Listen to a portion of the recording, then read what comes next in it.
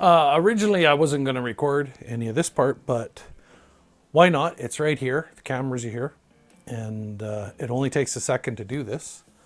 So as you can see, my workbench is right over there. This rack fits really nicely underneath it. So that's where its permanent home is going to be for now. Was about to say permanent, but I'm constantly changing things, upgrading, moving stuff. Every time I think I found the perfect place, another place pops into mind. So I'm just using standard slides. I'm not using anything fancy in the rack itself. So everything slides in and out easily. The most that will ever be in this rack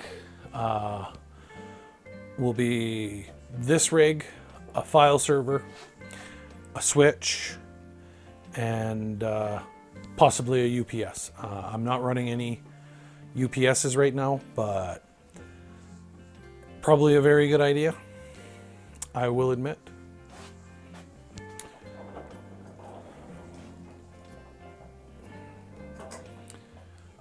Don't worry, I'm gonna readjust things a little bit here and try and give you a little bit better view of what we're working on. There, hopefully that gives you a good enough view as to the case.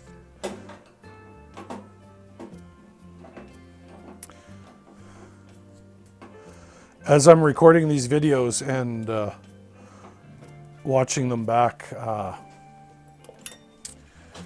I'm constantly reminded how much more I have to do regarding lighting.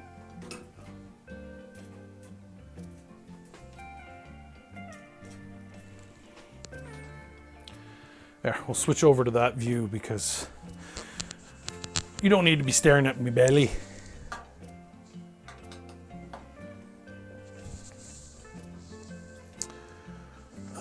Very easy case to open and close.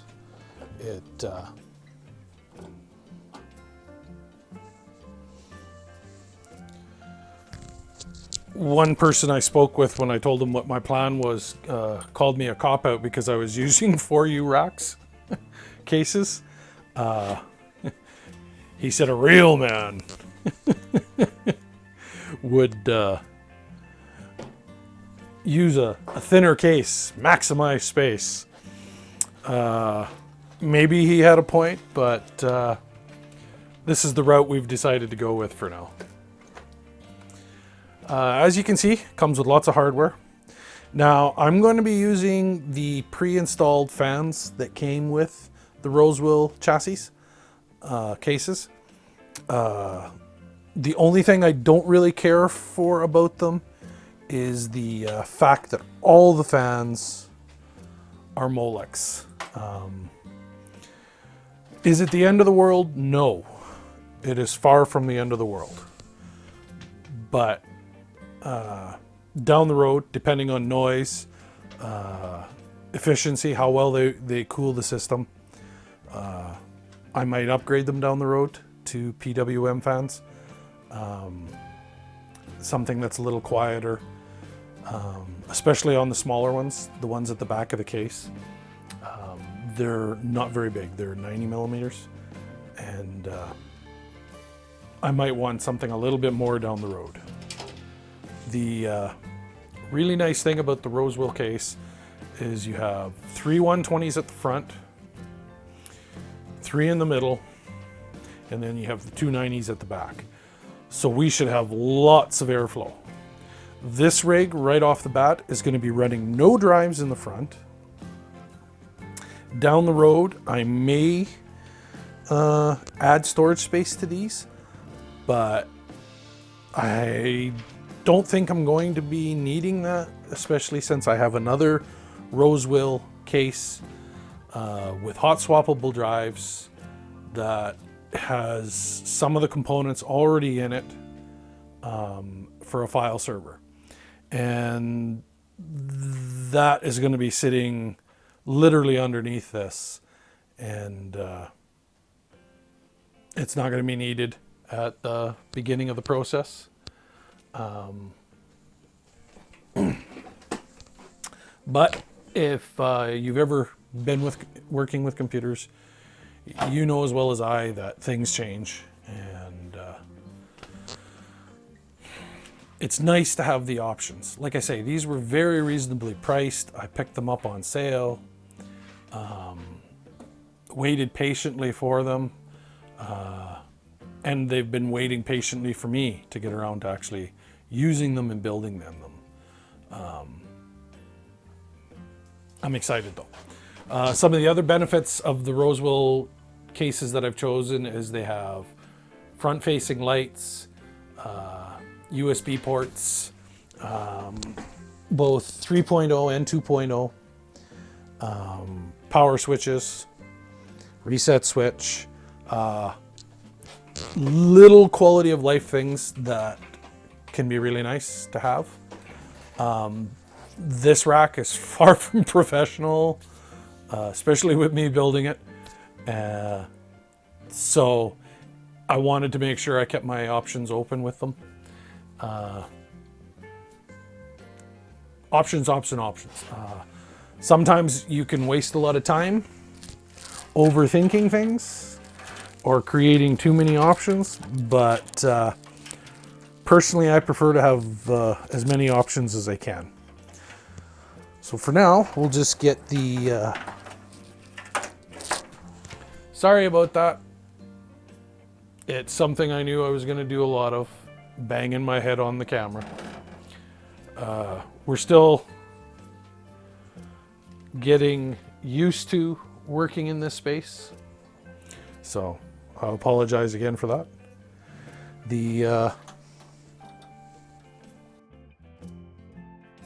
Going to be interesting. The other nice thing about these racks is this center bar is really easy to remove. So building in these cases, like I say, is very easy to do. It's made out of extruded aluminum, so it's reasonably durable. It provides lots of extra rigidity to the case, and once again, options. So, and the nice thing is they use slotted ends. Makes it really easy. I will admit, I've been very tempted to build a liquid-cooled system with one of these cases. Because there's so much space, and just being able to have the rack where the middle fan sits would make it very easy to mount at least a 360 cooler in here. And yeah, I like that idea. Is it practical? Probably not. But sometimes I'll admit I'm not the most practical person. Alrighty, let's get the motherboard sitting on the standoffs.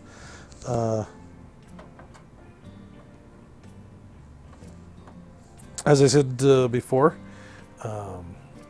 Rosewell just has a nice balance regarding these cases.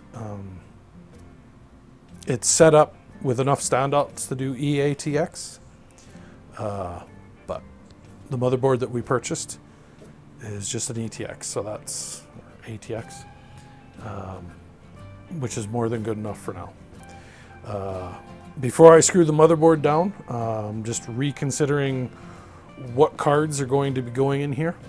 Because it has the 2.5 gigabyte Ethernet on the motherboard, I'm not going to be putting in a standalone Ethernet card. I'm going to be running 2.5 in the house that I currently live in, and I think that's going to be sufficient for what I'm doing. Everybody else on my network uses the wireless, and that's more than sufficient. So basically, the only card that we're going to be adding into this is the graphics card, and The Intel Arc is a really nice size. It's not super long, and it's not multiple, I think it's 2 slot. Some of the cards we're getting now are 3, some are even going to be 4 slots, I guess, with the 4090 Ti that they're supposedly hinting at, that I saw videos about. So basically what we have to do next is just make sure that the back plate or the back covers for the case are removed so that we have room for the graphics card to sit in. And as you can see, it's pretty much a 2 slot card, which is perfect. Man, it's simple design, but I really like it. And the RGB is going to be wasted. Oh no. But, oh well, it's not important. So now that we know for sure it's a 2 slot card, we'll just slide the motherboard back a little bit and take the time to remove the I/O or the backplate covers from the case that we don't need.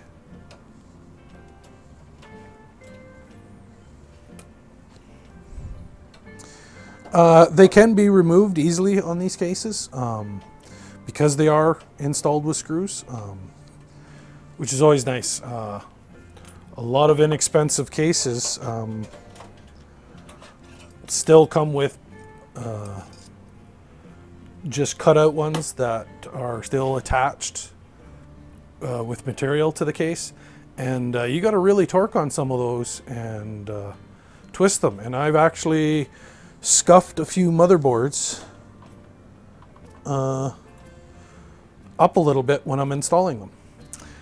So I'm not scared about in the future needing to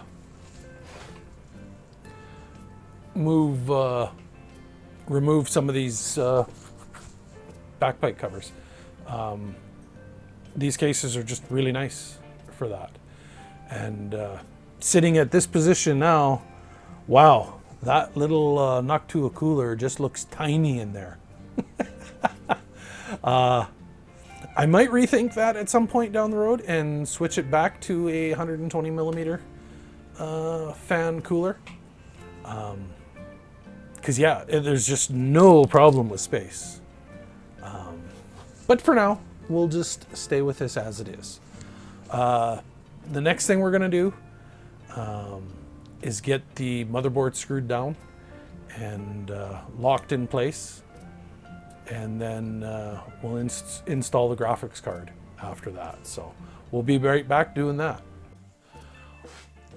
Okay, now that we're back, some of you will have noticed that I wasn't paying super close attention and that the standoffs were not properly positioned yet for the motherboard. So we'll have to just take a moment to make sure we get those in the proper place.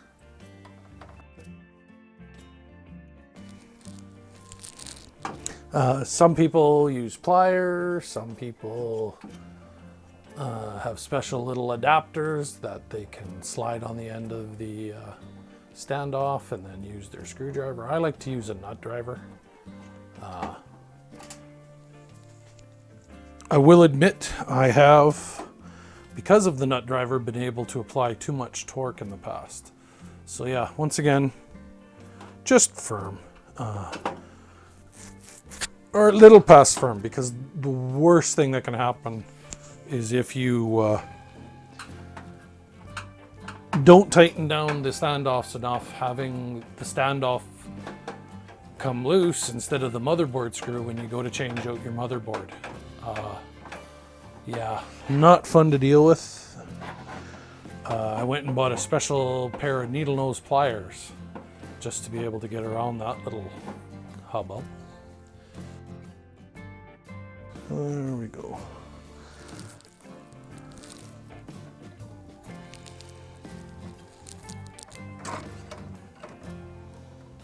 Okay, motherboard is in place.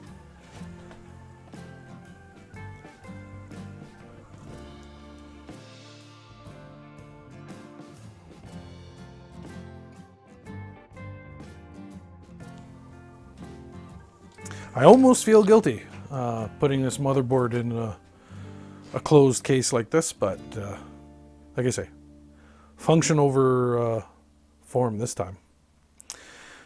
Now we've got the motherboard mounted. M.2s are in. No other cards are going in. We don't have to worry about access to the SATA for now.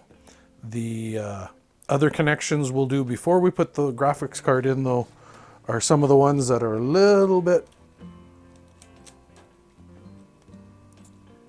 in or going to be hidden by the graphics card.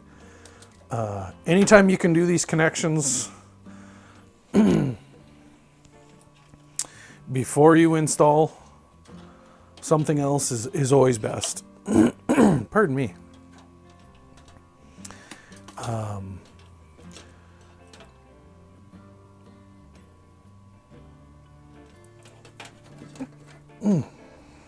Scratchy throat there again. Power switch, reset switch. The one that would be the hardest to get with the graphics card in is, of course, the USB 3.0, where it is on this motherboard. So it's really nice to get that installed first. Even though it's not covering any of the other connections, we're going to go ahead and get those done as well.